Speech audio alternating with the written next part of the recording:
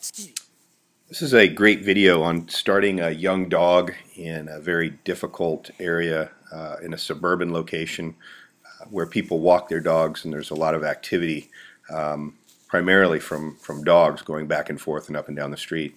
You're going to get a chance to see really strong body language changes as it relates to these distractions, and you're also going to see how we try to correct them. This puppy is flawless in the woods. You really can't lose this dog at all, but once she comes into town, there's a little bit of sensory overload. And you can see this is the first part. We just started this trail. You can see she picked it up, but here she is reacting to a distraction. Probably animal scat. I think you can see that little black spot right there. I gave her a good hard correction verbally and told her to leave it. She thinks she wants to go check something else out. We're not letting her do it. We're just holding our position with the lead, waiting until she comes back up and picks up the trail, because she doesn't have it here. You see no body language at all that says she has scent. Tail's dropped. There's nothing there. See her pick up the trail here. She's going to have some decent body language, going to start moving forward, has some consistent body language, but she head pops back. This is probably, again, to another animal distraction of some sort. She doesn't stick with it long enough for a correction. But actually that correction should have been given as soon as she changed her body posture and went back to it. But right now she's doing some pretty good work. She's trailing very well, and you're going to see a good street crossing right here. When we overlaid the maps, this was exactly where the trail layer had crossed. She picked up the trail right back where she's at here, determines the direction of travel, and starts moving with it. As she goes with it, watch the head pop back, tail drops all the way, animal scat. We have to tell her to leave it and get back to work.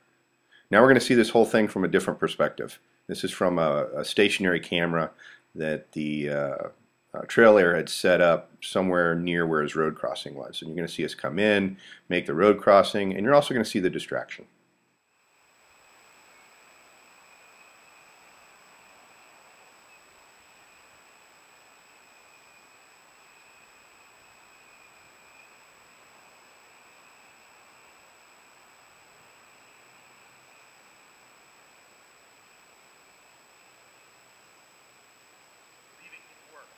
Leave it! Karma, leave it. Work.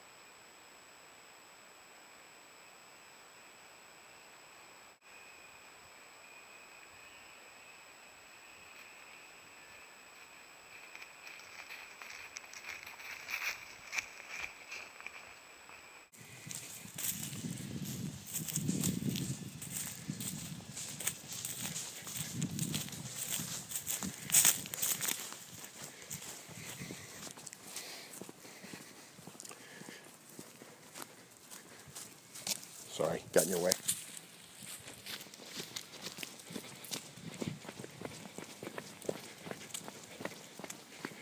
See that wagging of the tail? That may be an air scent. She may just have known she was kind of getting close. Go ahead and follow her. She's in air scent right now. She's in good air scent, but still she had a hard time resisting this good fresh scat right here, and so had to be corrected once again. And again, look at all the body language changes. You see the strong head pop back, tail drops all the way, and she plants her nose in one position. This is how you know exactly what it is, and it's time for a correction. Just put it around her head and I think you're good.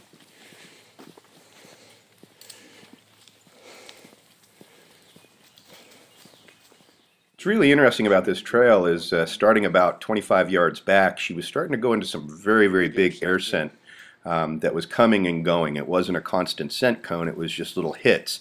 And you can see it with her wagging of her tail. She knows she's getting close, she just can't tell exactly how close or from where the scent's coming from. This is related to a scent pool that's spread out and moved in different locations. It's not a scent cone coming directly from the source.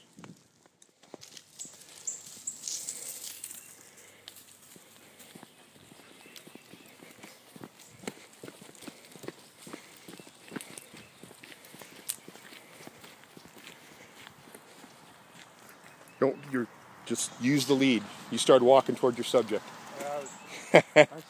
Let her have the lead. Let her have the lead. Yeah.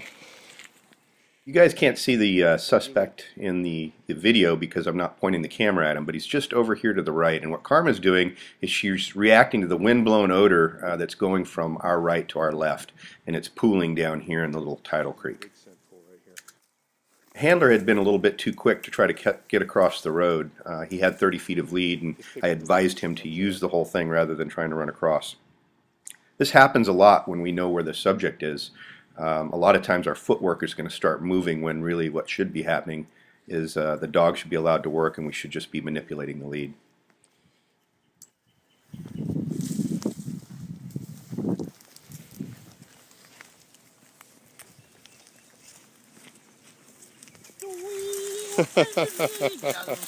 Oh, you did it! Now you're going to see it from the perspective of the trail there. Again, this is where 75 optic zoom really comes in handy. This is the beginning of the trail. You're going to see everything that you just saw, but from a different perspective. What's great about this video is you're going to see the wagging of the tail immediately when it starts from quite a distance away.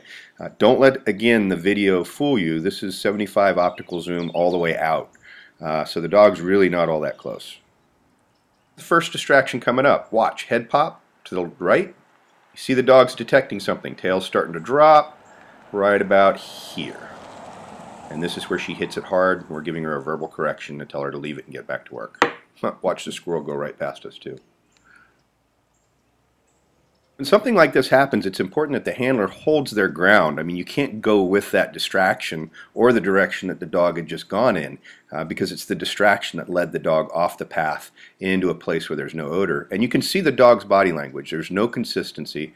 There's no specific direction of travel. There's a dog that's just hunting for things at this point. So we need to hold our ground and wait for her to pick it up again. And you'll see when she gets it. But right after that, another distraction right here. So she has to be verbally corrected. This is Dog Poop Alley, and it's a location we bring our dogs on purpose to try to train through this problem.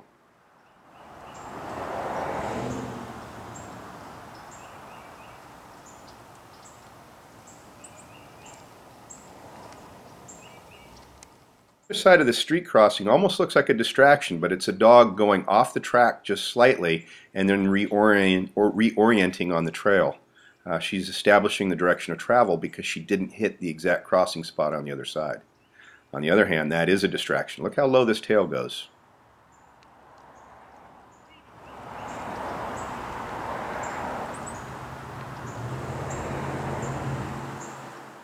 First proximity alert that we're getting a little bit close. You're going to see the dog just subtly wag her tail, get a little bit interested, and pick up speed. This is not a scent cone. This is just some wind-blown pool scent that happened to land in this area that's fresher than the trail, and the dog knows it. She knows she's getting close. She just doesn't know where and how to get there yet. So she goes back to trailing odor.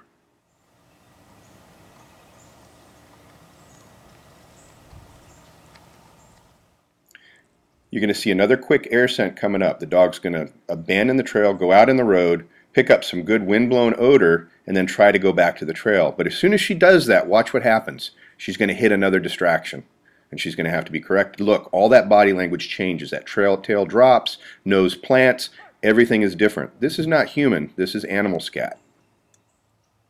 Now, a lot of you may be looking at this video and wondering, why the heck would I publish something like this showing one of our dogs getting off on animal distractions? It's because whenever you're training up a new dog, this is something that happens, and you have to learn how to work through it. So you have to eagerly accept the disappointments of something like this and learn how to work through them and choose locations where you can work through them and still have a trail. That's why we're using this location. Distraction training is probably some of the most difficult training there is for trailing because it's, I would say, the #1 problem with dogs trailing on real deployments. The vast majority of the time, handlers do not recognize the difference between an animal trail, a human trail, or the subject trail. A lot of times the dogs are just going to go back and forth unbeknownst to the handler. This is the way you learn what your dog's doing.